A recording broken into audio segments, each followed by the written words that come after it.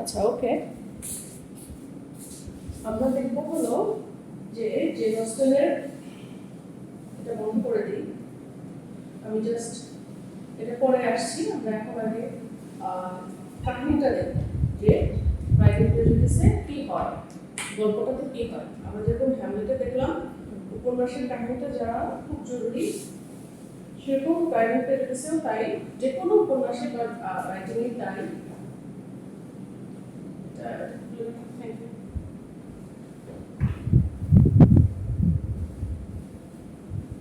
Private prejudice page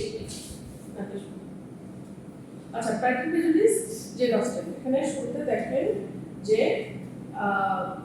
এই উপন্যাসটা শুরুই হয় যে ইউনিভার্সাল সত্য কথা, যে একজন উপন্যাসের প্রথম লাইন, যে একজন ওয়েলথি একজন পুরুষ, সিঙ্গেল পুরুষ, অবিবাহিত পুরুষ, তার একজন ভালো একটা ওয়াইফ দরকার, এরকম একটা ইন্ডিয়া দিয়ে শুরু।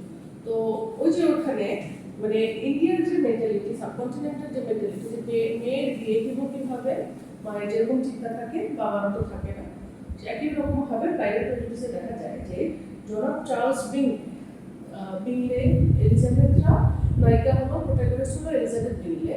তারা 5 বোন, এলিজাবেথ, জেন, লিডিয়া, আরো 2 জন, এরকম 5 বোন, এবং তাদের বাবা মা হলো মিস্টার এন্ড মিসেস বিংলে। তো জনাব চার্লস বিংলে সে নেদারফিল্ড পার্ক নামে একটা এস্টেট মানে কোনো জমিদারি এরিয়া, সেই সময় 1718 সালের দিকে জড়িয়ে নিয়েছে। তো এখানে আগমনের সেখানে চার্লস বিংলে হলো, সরি এটা হলো নয়, মানে নায়কের সেকেন্ড প্রোটাগনিস্ট, মেইন প্রোটাগনিস্ট হলো ডার্সি। ওই যে ফিটস উইলিয়াম ডার্সি বলছিলেন, ডার্সি হলো প্রোটাগনিস্ট সেকেন্ড ইয়ার। তো চার্লস বিংলের একটা নেদারফিল্ড পার্ক এস্টেটে আগমনের খবরে পার্শ্ববর্তী গ্রামে চাঞ্চল্যের সৃষ্টি হয়েছে। গ্রামের চাঞ্চল্যের কারণ হলো সে একজন হ্যান্ডসাম যুবক, প্লাস ধন সম্পদ আছে, মানে মাগুলোর টার্গেট কোন মেয়ের সাথে বিয়ে দেবে এরকম। তো বেনেট পরিবারের কর্তৃ মিস্টার এন্ড মিসেস বেনেট বললাম, তাদের 5 কন্যা, জেন বেনেট, জেন এন্ড বিংলে গিয়েছিলাম, হ্যাঁ জেনের সাথে বিংলে, এলিজাবেথের সাথে ডার্সি, আর মেরি বেনেট একজন আছে, কিটি আর লিডিয়া, এরকম 5টা বোন তারা। এদের 5 বোনের যে কোনো একজনের সাথে বিংলেকে বিয়ে দেওয়ার জন্য জেনের মা 5 বোন কে এলিজাবেথ, জেন আর বিংলে, মেরি, কিটি, লিডিয়া আছে, মেরি আর কিটি কোথায় নেই, মেরি কিটি লাস্টের দিকে আছে। তো যে কোনো একজনকে বিংলে হলো, মানে বিংলের সাথে দিবে বিয়ে। আচ্ছা, যে কোনো একজনের সাথে মরিয়া হয়ে গেছে মাটা। তো এক বড় মাছের একটা আসর হয়েছে, সেখানে জেনের সাথে বিংলের প্রথম পরিচয় হয়েছে। জেনের সাথে আমরা দেখি যে বিংলের আসর সম্পর্ক হবে। তো বিংলের সাথে পরিচয় হয়, তখন থেকে বিংলের যাত্রাভিমানী বন্ধু, মানে তার একটু ইয়া আছে, না কিছু সময় একটা বন্ধু আছে, তার নাম ছিল হলো ফিটস উইলিয়াম ডার্সি। তার মানে বিংলে আর ডার্সি 2 বন্ধু। আচ্ছা, এলিজাবেথের সাথে ওই বলে জেনের সাথে তো বিংলে বাঁচাবাচি করতেছে, ওইখানে আবার এলিজাবেথের সাথে ডার্সির একটা মানে মাঝে সিচুয়েশন তৈরি হয়। হয়তো নাচতে ইয়া করতে চায়, বা একজন আরেকজনকে ইগনোর করেছে, নাচতে চায়নি, বাজে ব্যবহার করেছে। তো পরবর্তী একটা নাচের আসর হয়, সেখানে জেন আর বিংলের মধ্যে ঘনিষ্ঠ সম্পর্ক গড়ে উঠেছে। অন্যদিকে ডার্সি আর উন্নসিক মনোভাবের বিপরীতে এলিজাবেথ মানে প্রথম ডার্সি এলিজাবেথকে পছন্দ না করতে থাকলেও আস্তে আস্তে ওকে প্রয়োগ করে পছন্দ করতে শুরু করে, মানে যদিও সে নাচে না, কিন্তু ওকে দেখতে থাকে। তো এর একদিন নেদারফিল্ড পার্ক, সেখানে যাওয়ার পথে বৃষ্টিতে ভিজে জেন অসুস্থ হয়ে গেছে। জেন হলো সেকেন্ড প্রোটাগনিস্ট, এবং সেখানে অবস্থান করতে সেখানে থেকে গেছে আর কি। তো এলিজাবেথ আর তার জন্য সেখানে পৌঁছে গেছে, বোনের জন্য গেছে। তো সেই জায়গাটা আমার কোথায়, যে জায়গায় গিয়ে ও অসুস্থ হয়ে পড়লো, সেটা হলো বিংলের এরিয়া। তো বিংলের বোনেরা তার সাথে কখনোই আচরণ করে না, কিন্তু তার সাথে সবসময় ক্রমাগত খোটা আচরণ দিতে শুরু করে এলিজাবেথের সাথে। এর কারণ ছিল হলো বিংলের একটা বোন আছে, ক্যারোলিন বিংলে লেখা আছে বোধহয়, সে আবার ডার্সিকে পছন্দ করে, বুঝছেন? তো ডার্সিকে পছন্দ করতে জন্য এলিজাবেথকে দেখতে পারতো, হয়তো তারা বুঝেছে ডার্সি এলিজাবেথের প্রতি আকর্ষণ আছে। তো এরপরে এলিজাবেথের প্রতি ডার্সির কমে না, বরং এলিজাবেথও তাকে একজন অহংকারী ব্যক্তি হিসেবে ভাবতে থাকে। বিকজ ওই বাচ্চার আসলে যেটা খুব সম্ভবত হয় যে এলিজাবেথকে না করে দেয় প্রথমে বাচ্চার জন্য, পরে আস্তে আস্তে আকর্ষণ বাড়ে। তো ইতিমধ্যে মিস্টার কলিন্সের একটা কথা লেখা আছে, একজন বিবাহযোগ্য কন্যার খোঁজে বেনেট ফ্যামিলির বাসায় এসেছে। তো সম্পর্কে তিনি বেনেটের দুঃসম্পর্কের ভাই নিফিউ মানে ভাইয়ের ছিল। তো এই যাবতীয় সম্পত্তির একমাত্র উত্তরাধিকারী এবং একজন ধর্মযাজক। সম্পত্তিগুলো যেটা হবে যে ওই মেয়েগুলো আছে, তো বেনেট ফ্যামিলি তাহলে বোঝার চেষ্টা করেন এখানে এন্টেইনমেন্টের একটা ব্যাপার আছে। আমি এখানে ডিটেলস করে বলি নাই যে এন্টেইনমেন্টের ব্যাপারটা হলো যে সব সম্পত্তিগুলো মানে যার যদি শুধুমাত্র মেয়ে থাকে, ছেলে না থাকে, সম্পত্তিগুলো ধরেন ভাই ছেলেগুলো সব পেয়ে যাবে। সো এই লোকটা যে মিস্টার কলিন্স সে আসলে সব পেয়ে যাবে। তো সে একজন ওদের মধ্যে একটা মেয়েকে বিয়ে করলো, তাহলে একটা মেয়ে গতি হলো। তো একসময় মিস্টার বেনেট এর মেয়েরা জর্জ উইকহ্যাম নামক এক মিলিটারি অফিসারের সাথে পরিচিত হয়। তো মিস্টার বেনেটের আর অন্য মেয়েদের সাথে একটা আর্মি লোক, মিলিটারি ম্যান পরিচিত হয়েছে, তার নাম হলো মিস্টার উইকহ্যাম। তার নাম লেখা আছে। এলিজাবেথ তার প্রতি আকৃষ্ট হন। তো উইকহ্যাম দাবি করে যে অতীতে ডার্সি তার প্রতি অনেক জুলুম করেছিল, যেটা শুনে এলিজাবেথ ডার্সির ব্যাপারে আরো ভুল বুঝতে থাকে। আর উইকহ্যাম ছিল আসলে উইক মানে উইকেট মানে দুষ্ট প্রকৃতির লোক। সে আসলে কথাবার্তা ম্যানিপুলেট করে বলার চেষ্টা করে। তো সে করতে থাকে যে ডার্সি যে তার প্রতি জুলুম করেছিল কথাটা অর্ধসত্য করেছিল, জুলুম করেছে কিন্তু মানে বা করেছে, পরে সে একটা কোনো করেছিল, তার সাথে এটা করেছে, সে প্রতিবাদ করেছে। এটাই সে এলিজাবেথকে বুঝিয়ে, সে সুযোগ বুঝে, এলিজাবেথের হয়তো একটু আকর্ষণ ছিল উইকহ্যামের প্রতি, সেটা এরকম করে সে ডার্সির এগেইনস্টে আরো নিয়ে যায় এলিজাবেথকে। পরবর্তীতে নেদারল্যান্ডে আরো একটা বল নাচের আসন, তাহলে আমরা বুঝছি ওই ভিক্টোরিয়ানে যে বল নাচের আসনগুলো একটু বেশি, একটা বল নাচ বুঝছি ছেলেটা সময় নাচতো হাত ধরে ঘুরে ঘুরে। তো একটা নাচের আসনে মিসেস বেনেট অনেকটা ঠাকুর পিটিয়ে ঘোষণা দিয়েছে যে শীঘ্রই জেন এবং বিংলে বিবাহ বন্ধনে আবদ্ধ হতে যাচ্ছে। মাও চেয়েছিল ওদিকে দুজনের মধ্যে সম্পর্ক হয়েছে। তো যেটা ডার্সির মনে প্রচন্ড বিরক্তির সৃষ্টি করে। অন্যদিকে মিস্টার কলিন্সের দেয়া বিয়ের প্রস্তাব এলিজাবেথ প্রত্যাখ্যান করে। ওই কলিন্স যে ওর বাবার ভাইয়ের ছেলে, সে এসে এলিজাবেথকে বিয়ের প্রস্তাব দিচ্ছে, ও না করে দেয়। এতে মিসেস বেনেট ক্ষুব্ধ হলেও মিস্টার বেনেট সন্তুষ্ট হন। মানে সে দেখতেছে এগুলো তো ইউজার মানে চুষে খাবে আর কি, সবগুলো তালে আছে। তো মিস্টার কলিন্স এলিজাবেথের বন্ধু শার্লট লুকাস এই নামে লেখা আছে, শার্লট লুকাসকে বিয়ের প্রস্তাব দিয়েছে। শার্লট ভালোবাসাকে গুরুত্ব না দিয়ে কেবলমাত্র সামাজিক নিরাপত্তার প্রত্যাশায় বিয়েতে রাজি হয়েছে। তার মানে বোঝেন মেয়েরাও ওই প্রতিপত্তির জন্য বা করার জন্য বিয়েতে রাজি হয়ে যাচ্ছে। মেয়েদের মাগুলোরও ওই একই ধান্দা, কিভাবে মেয়েগুলোকে বিয়ে ভালো একটা ছেলের সাথে বিয়ে দেওয়া যায়। আর ওই যে ডার্সি ব্যাপারটাকে ঘৃণা করো কেন, যে নোংরা প্র্যাকটিস এই জিনিসটা। তো ইতিমধ্যে বিয়ে হঠাৎ ব্যবসায়িক কাজে লন্ডনে যায়। ক্যারোলিন জেনকে চিঠি লিখে জানায় যে বিংলে আর কখনো নেদারল্যান্ডে ফিরবে না।